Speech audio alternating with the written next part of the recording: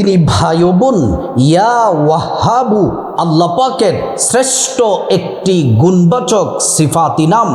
এই নামটি এতটাই দামি, এতটাই বরকতময় পূর্ণ। এই নামটি ইয়া ওয়াহাবু, এই নামটি যদি 13 বার পাঠ করতে পারেন কি হবে, কি হয় আপনি শুনলে অবাক হবেন। এই নামের মধ্যে আছে কল্যাণ আর বরকত। এই নামের আমলটি করলে, এই নামের জিকির করলে আল্লাহ তাআলা ডেকে বলেন, বান্দা আমি তোমার হয়ে গেলাম, তুমি আজ যা চাইবা তোমাকে তাই দেওয়া হবে। ইয়া ওয়াহাবু এই নামের অর্থ সব কিছু দানকারী। সব কিছু দানকারী যিনি, তিনি হলেন আল্লাহ। আপনি অভাব অনটনে আছেন, আল্লাহ তাআলা আপনার অভাব অনটন দূর করে রিজিক দিয়ে দিবেন, কারণ তিনি সব কিছু দানকারী। দুঃখ কষ্ট দূর করে আল্লাহ তাআলা সুখ শান্তি দিবেন, কারণ তিনি ইয়া ওয়াহাবু, তিনি সব কিছু দানকারী। অ্যাক্সিডেন্ট দুর্ঘটনা থেকে হেফাজত করবেন, পরিবারে আল্লাহ তাআলা বৃষ্টির মতো রিজিক পাঠাবেন, ভাগ্য খুলে দিবেন। আল্লাহর কাছে যা চাইবেন আল্লাহ রাব্বুল আলামিন তাই দিবেন। মনের আশাগুলা, মনের প্রয়োজনগুলা মহান মালিক আল্লাহ পাক পূরণ করে দিবেন।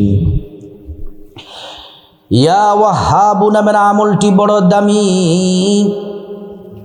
আল্লাহ রাব্বুল আলামিন পবিত্র কোরআনুল কারীমের মধ্যে বড় চমৎকার করে আল্লাহ পাক বলেন, ইয়া আইয়ুহাল্লাযীনা আমানু যকুরুল্লাহা যিকরান কাসীরা।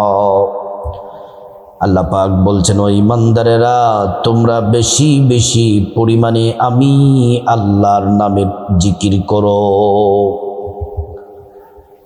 আল্লাহর নামের জিকির করলে কি হবে? পবিত্র কোরআন শরীফে আল্লাহ পাক বলেন, ফাযকুরুনি আযকুরুকুম ওয়াশকুরুলি ওয়ালা তাকফুরুন।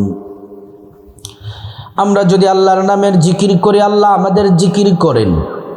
আল্লাহ বলেন, বান্দা যদি তোমরা আমি আল্লাহকে স্মরণ করো, আমি আল্লাহ তোমাদের স্মরণ করব। আমরা আল্লাহ পাককে স্মরণ করি, নামাজ পড়ে, কোরআন তেলাওয়াত করে, জিকির করে, তাসবিহ তাহলিল পড়ে, ইবাদত বন্দেগী করে করে আমরা আল্লাহ পাককে স্মরণ করি। আল্লাহ রাব্বুল আলামিন আমাদের স্মরণ করেন ভিন্নভাবে। আল্লাহ পাক আমাদের স্মরণ করেন গুনাহ মাফ করে, রিজিক দিয়ে, হায়াত দিয়ে, সম্মান মর্যাদা বাড়ায়া। আল্লাহ রাব্বুল আলামিন আমাদের স্মরণ করেন। পবিত্র কোরআন শরীফ আল্লাহ পাক বলেন, ওয়াযকুর রাব্বাকা ফি নাফসিকা তাদাররুআ ওয়া খীফাতাও ওয়া দুনাল জাহরি মিনাল কওল। আল্লাহ পাক বলেন, ও আমার বান্দারা তোমরা বিনয়ের সাথে, আদবের সাথে, নম্রতার সাথে আমি আল্লাহর নামের জিকির করো। আল্লাহ পাকের নামের জিকির করলে আল্লাহ তাআলা আসমান জমিনে যত বরকতের দরজা আছে, তিনি সবগুলা বরকতের দরজা আল্লাহ পাক খুলে দিবেন। শুধু তাই নয়, আল্লাহ রাব্বুল আলামিন কোরআন শরীফের আরেক জায়গায় বলেন, ওয়ালিল্লাহি খাযাইনুস সামাওয়াতি ওয়াল আরদ। আসমান এবং জমিনের যত ধনভাণ্ডার আছে, সব ধনভাণ্ডারের চাবি শুধুমাত্র কেবলমাত্র আল্লাহর কাছে। আল্লাহ তাআলা যাকে চান তাকে রিজিক দিয়ে ধনী বানায়া দেন। এজন্য মা বোনেরা ভালো করে শুনুন, আল্লাহর নামের জিকির যদি করতে পারেন, ইয়া ওয়াহাবু নামের আমলটি যদি করতে পারেন, আপনার কপাল খুলে যাবে, জীবন পরিবর্তন হবে, ভাগ্য খুলে যাবে, আপনার জীবনে সুখ শান্তি আসতেই থাকবে। মহান আল্লাহ রাব্বুল আলামিন পবিত্র কোরআন শরীফের মধ্যে আল্লাহ পাক বলেন, বান্দারে যখন তোমরা আমাকে ডাকো আমি তোমাদের কাছেই আছি, আর তোমরা যা চাইবা আমি আল্লাহ পাক তাই দিব। ইয়া ওয়াহাব, এই নামটি বড় দামি নাম, শ্রেষ্ঠ নাম। কিতাবের মধ্যে পাওয়া যায় আল্লাহ পাকের 3000 নাম আছে। এই 3000 নামের মধ্যে আল্লাহ তাআলা 1000 নাম আরশে আজিমের মধ্যে লিখে রেখেছেন। আর 1000 নাম ফেরেশতাদেরকে দিলেন। আর 1000 নামের মধ্যে 300 নাম তাওরাতে দিলেন, 300 নাম জাবুরে দিলেন, 300 নাম ইনজিলে দিলেন। বাকি রইল 100 নাম।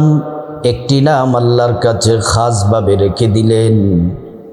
বাকি 99টি নাম আমাদের প্রিয় নবী সাল্লাল্লাহু আলাইহি ওয়াসাল্লামকে আল্লাহ পাক উপহার দিলেন। নবীজির মাধ্যমে আল্লাহ পাকের নাম 99টি নাম আমরা জেনেছি, আমরা পেয়েছি। এই 99টি নামের মধ্যে আল্লাহ পাকের একটি নাম হলো ইয়া ওয়াহাবু, বড় দামি নাম। ইয়া ওয়াহাবু নামের আমলটি যদি করতে পারেন শত শত পুরস্কার, উপকার, ফজিলত পাবেন। এর মধ্যে শুধুমাত্র কয়েকটা বলি। 1 নাম্বার, আল্লাহ জীবনের গুনাহগুলা মাফ করে দিবেন। 2 নাম্বার, আল্লাহ তাআলা বিপদ থেকে হেফাজত করবেন। 3 নাম্বার, যাদের সন্তান নাই আল্লাহ পাক সন্তান দান করবেন। 4 নাম্বার, আল্লাহ রাব্বুল আলামিন দরিদ্রতা দূর করে দিবেন, অভাব অনটন দূর করে আল্লাহ তাআলার রিজিক দিয়ে, টাকা পয়সা ধন দৌলত দিয়ে ধনী বানায়া দিবেন। 5 নাম্বার, যারা অসুস্থ আছেন আল্লাহ তাআলা সুস্থতা দান করবেন। 6 নাম্বার, আল্লাহ রাব্বুল আলামিন আপনার মনে প্রশান্তি দান করবেন। 7 নাম্বার, আল্লাহ তাআলা আপনার ঘরে পরিবারে খায়র ও বরকত দান করবেন। 8 নাম্বার, আল্লাহ পাকের নৈকট্য লাভ হবে। 9 নাম্বার, আপনার ভাগ্য খুলে যাবে। 10 নাম্বার, আপনি আল্লাহর কাছে যে দোয়া করবেন সে দোয়া কবুল হবে। এছাড়াও আরো শত শত রকমের উপকার আপনি পেয়ে যাবেন। আল্লাহ পাকের এই নামটি ইয়া ওয়াহাব নামের আমলটি কোন সময় করবেন? দিনে রাতে যে কোনো সময় করতে পারেন, প্রতিদিন আমলটি করতে পারেন। আবার আপনি 1 দিন 2 দিন গ্যাপ দিয়ে দিয়েও করতে পারেন, কোনো অসুবিধে নাই। আল্লাহ পাকের নামের আমলটি করার আগে প্রথমে আপনাকে সুন্দর করে নবীর তরিকা মতো ওযু করা লাগবে। ওযুটা সুন্দর করে করবেন। ওযু করার শুরুতে পড়ে নিবেন বিসমিল্লাহির রহমানির রহিম। ওযুটা সুন্দর করে করলে আল্লাহ রাব্বুল আলামিন আপনাকে 2টি পুরস্কার দিবেন। 1 নাম্বার পুরস্কার হলো আল্লাহ তাআলা ওযুর পানির সাথে আপনার গুনাহগুলা সব মাফ করে দিবেন। 2 নাম্বার পুরস্কার হলো আল্লাহ তাআলা হাসরের ময়দানে ওযুর অঙ্গ প্রত্যঙ্গগুলার মধ্যে আল্লাহ পাক নূর দিয়ে দিবেন, নূরে চমকাতে থাকবে।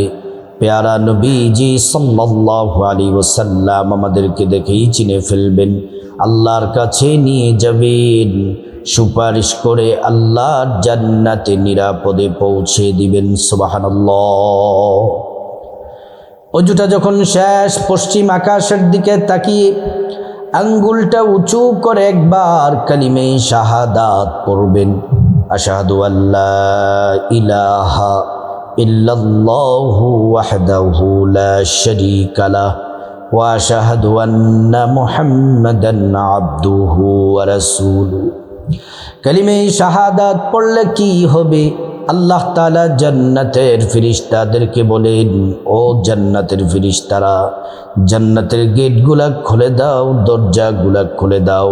আমার বান্দারা যে দরজা দিয়ে মনে চায় সেই দরজা দিয়ে জান্নাতে প্রবেশ করবে আর জান্নাতের নাজ নিয়ামত ভোগ করবে। সুবহানাল্লাহ, আল্লাহু আকবার।